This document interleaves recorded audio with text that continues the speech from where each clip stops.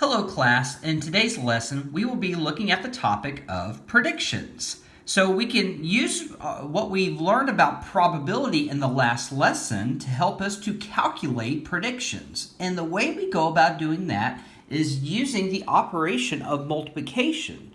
So if we know what the measure of probability is for a certain event, then we can multiply it with our sample size, which is just a group of people, a population of people or objects. And if we multiply the probability with our sample size, then we can calculate predictions based off of that group of people or objects. So let's take a look at some examples down below.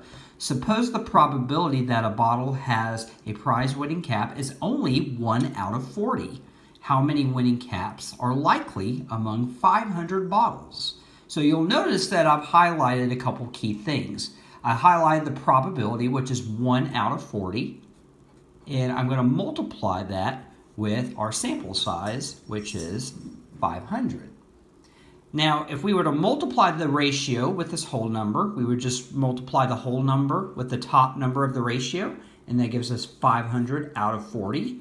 But let's divide this down, because if we divide this down, this will give us the number of winning caps. So 500 divided by 40 would give us 12.5 wins.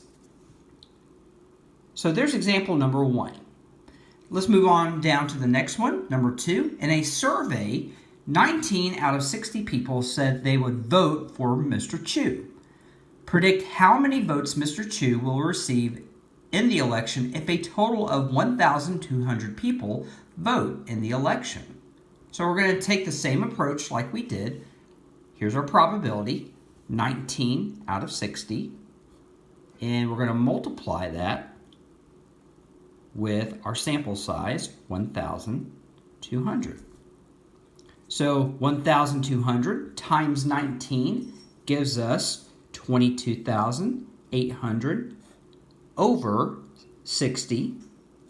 Now if we divide these two numbers with each other, that would give us an answer of 380 votes. So that's how many votes Mr. Chu would receive in the election. Number 3, here's our last example. At an auto factory, 3 out of 100 of the cars produced have a minor defect. If the factory produces 600 cars, about how many are likely to have a defect? So our probability is 3 out of 100, and we're going to multiply that with 600. So 3 times 600 gives us 1,800 over 100. So 1,800 divided by 100 gives us an answer of 18 cars. So that does it for this lesson. If you have any questions about using probability to calculate predictions, please make sure to message me and I'll be glad to help you out. Thank you.